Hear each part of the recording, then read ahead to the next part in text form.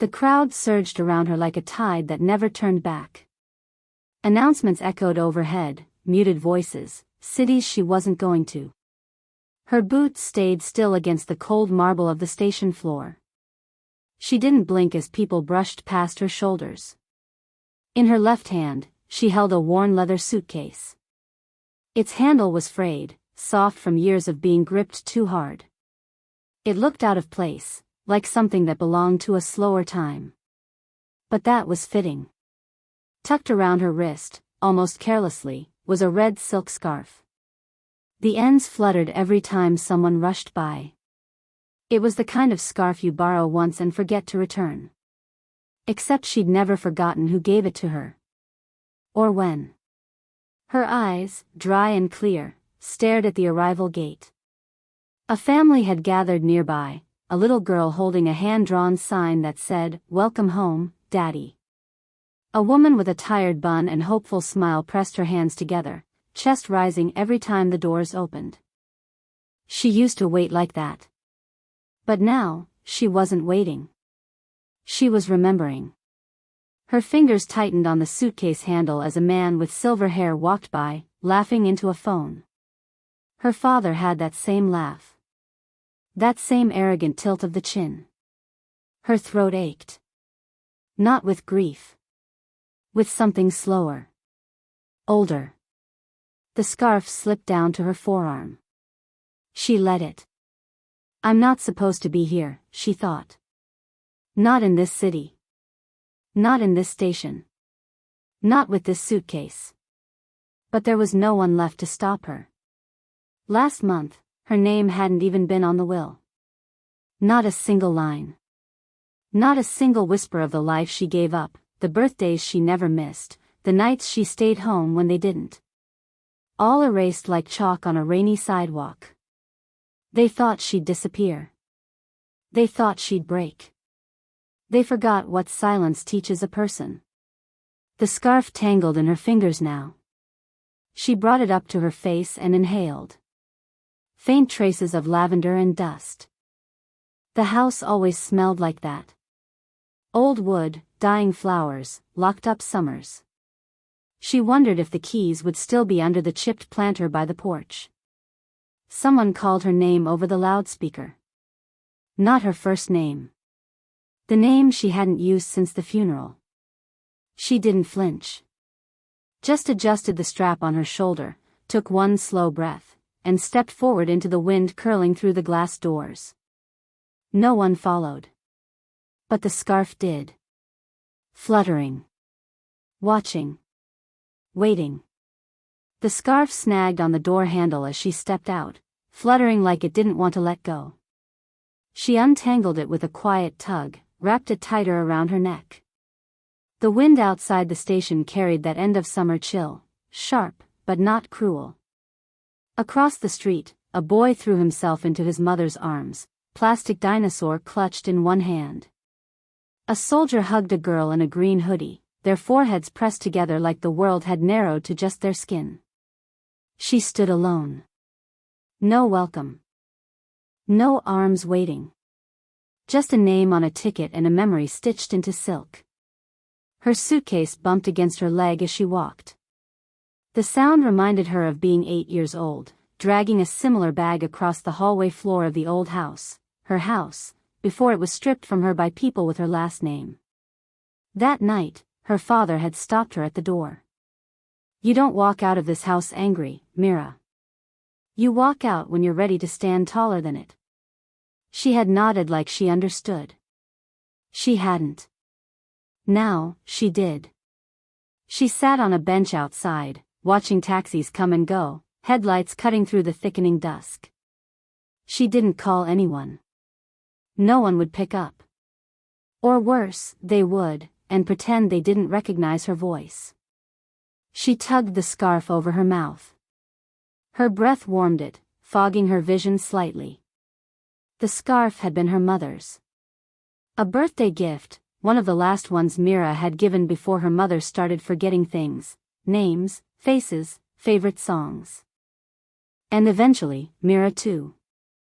The house had belonged to her mother once. Passed down. promised. But paper speaks louder than memory. She bit the inside of her cheek as a sleek black car pulled up. The driver stepped out, glanced at her with careful eyes. He said nothing. Just opened the back door and waited. She didn't move. Just studied him. There was something in the way he looked at her, not pity, not curiosity. Just awareness. As if he knew she'd come back to this place not to visit, but to reclaim. The scarf slipped again. She didn't fix it this time. "Miss?" he asked finally, voice low. She stood slowly, but before stepping forward, her eyes lifted to the station's rooftop. An old memory flared, her brother and cousins sitting there one summer, tossing coins down and laughing about who'd be the king of the house one day. None of them had looked for her that day. None had ever looked back. She hesitated. Her hand gripped the door frame. Just for a second. Then came a small, almost confused smile on her lips. She got in. But the air had changed. The car hummed as they drove in silence. Outside, the sky began to bruise, purple clouds stretching, folding in on themselves. A hush fell over the city, the kind of stillness that comes before something breaks. Mira kept her eyes on the window, watching telephone wires sway gently in the wind. Her fingers fidgeted with the frayed seam of the suitcase, over and over, like maybe if she kept moving, the thoughts wouldn't catch her. She glanced at the driver again. His hands were firm on the wheel, but his knuckles were scarred, the nails uneven. A quiet detail. Like everything about him. His shoes were clean but worn, the kind of wear that comes from years, not carelessness. And tucked between the cracked leather folds of the dashboard, she spotted the edge of a photo. A child, maybe a girl, smiling crookedly, caught mid-laugh. The corner had been kissed by time, creased from being looked at too much. She turned back to the window, but something had shifted inside her. Was that what she looked like once? Before the lawyers. Before the whispered meetings.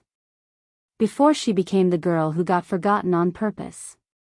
Rain began to fall softly.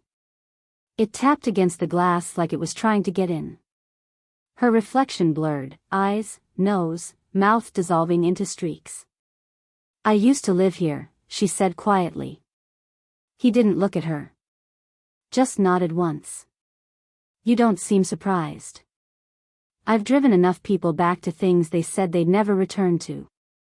A silence stretched between them, taut and oddly safe.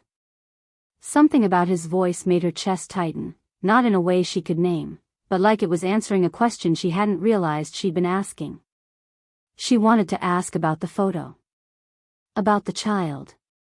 About the worn shoes and why he looked like someone who'd spent a lifetime carrying things that weren't his to hold. But her throat closed around the words. The car slowed near a bend in the road. Through the misted window, she saw the house, half lit, half asleep, waiting. Her breath caught. "It's yours now?" he asked gently. She hesitated. "That's what the paperwork says." Lightning flickered in the distance. Not thunder yet, just the warning. He parked without speaking. Didn't open the door, didn't rush her. She looked at him again. Their eyes met in the rearview mirror, his gaze steady, hers unsure. Was he just a driver? Or something else? Her hand hovered near the door handle. She didn't move. Not yet. The storm hadn't started. But it would. And still, he waited. The gate groaned like it remembered her weight.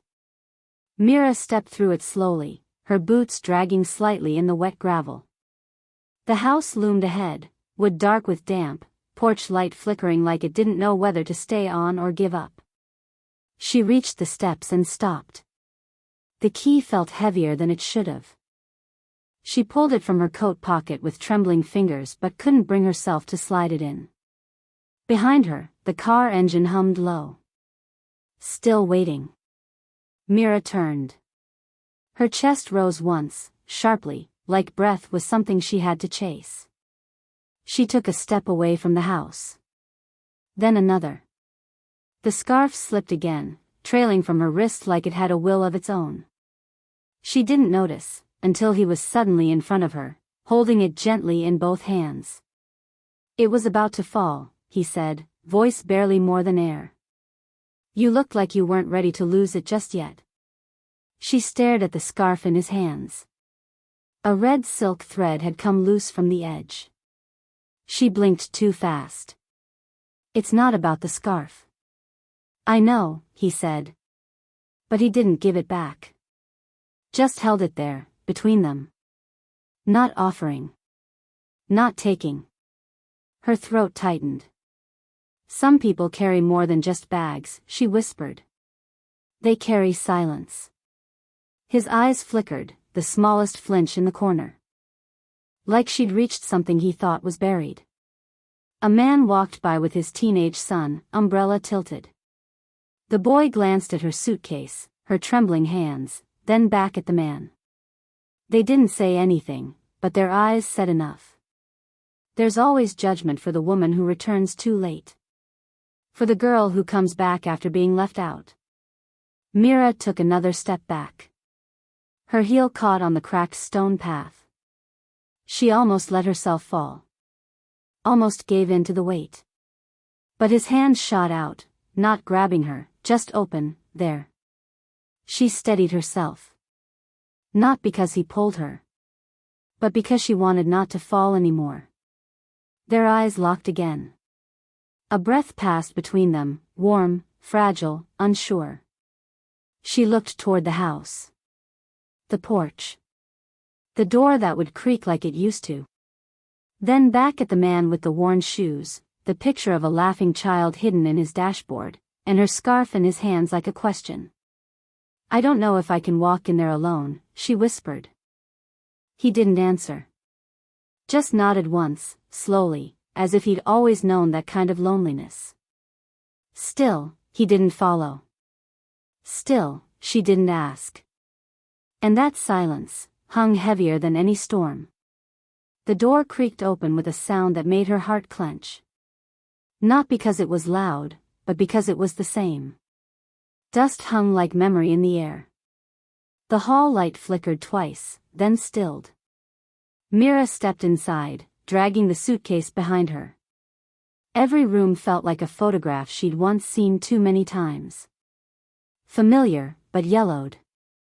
She placed the suitcase at the foot of the stairs and turned toward the old study. Something pulled her, maybe the scent of paper and grief. Inside, the desk was untouched.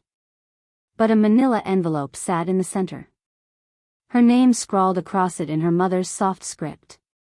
Myra's hand shook as she opened it. Inside, a letter. Short. Uneven.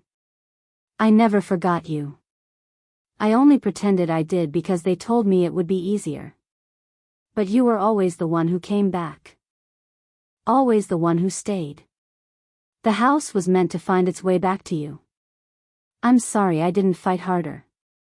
Underneath it, a second envelope.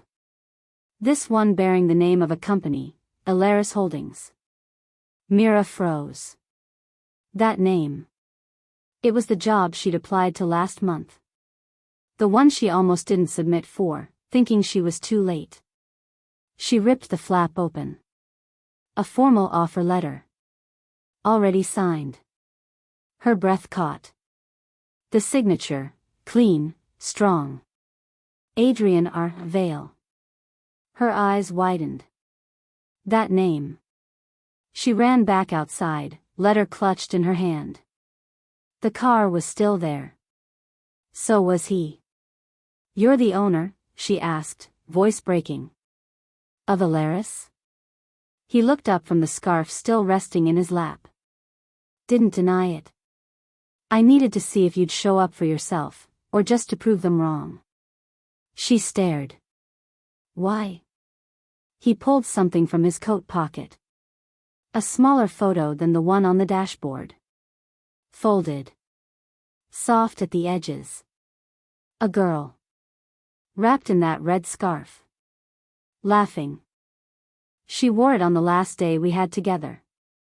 The scarf, Myra's scarf, wasn't hers at all. You said I looked like I wasn't ready to lose it yet, she whispered. He nodded, quiet. Because I wasn't either. The sky cracked open. Rain finally falling, slow, soaking, without mercy. Mira didn't run from it. She turned slowly toward the house, the weight of too many truths pressing down, but also pushing her forward. She stepped back inside, up the staircase, her hand grazing the worn banister like she had as a child. At the end of the hall, a door she'd never opened. Her father's room. This time, she did. And what she found inside changed everything. The door creaked open. The room was untouched, frozen in time. Her father's watch still sat on the dresser, its face cracked just like she remembered. The same heavy smell of sandalwood and old paper lingered, woven into the air like a fated hymn. She stepped forward, unsure if she was trespassing or coming home. A letter waited on the bedside table. It wasn't addressed, but she knew it was for her. The paper was thin. Ink faint. You were always watching, even when we weren't. You saw us fall apart. You held things none of us noticed. This house was never about the land or the will. It was about who would carry what came after. She folded the letter without finishing it. Her hands were trembling again, but this time, not with grief. With something else. Something older. Quieter. She heard the door behind her open. Adrian stepped in, holding the red scarf. I never gave it to her, he said. She found it. Kept it. Like a secret. Mira looked at the scarf, heavy now with too many meanings. You didn't come here for the house, he added, almost like a question. No, she said. But I thought I did. He nodded. You reminded me of her. That's why I answered the application. That's why I waited. Silence stretched between them. Mira swallowed. So this was pity? No, his voice softened. Recognition. She felt the tears rise, but didn't let them fall. She took the scarf from him. Her fingers ran over the silk edge, now frayed beyond repair.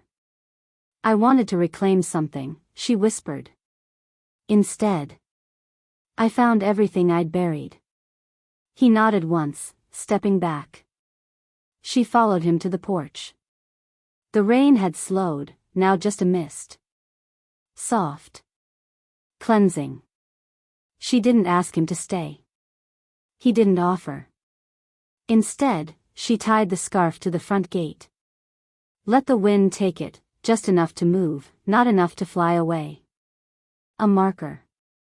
A surrender. The same train station echoed in her memory, the girl watching reunions, the scarf on her wrist, the ache of being alone. Now, she stood at the gate, watching him go. Her role reversed. Not waiting. Not searching. Letting go. She didn't call out. Didn't wave. Instead, she walked back up the path. Not with anger. Not with regret. But with the quiet strength of someone who'd finally stopped asking to be chosen. Inside the house, she picked up her father's cracked watch. Wound it once. Let it tick again. As if time itself had shifted.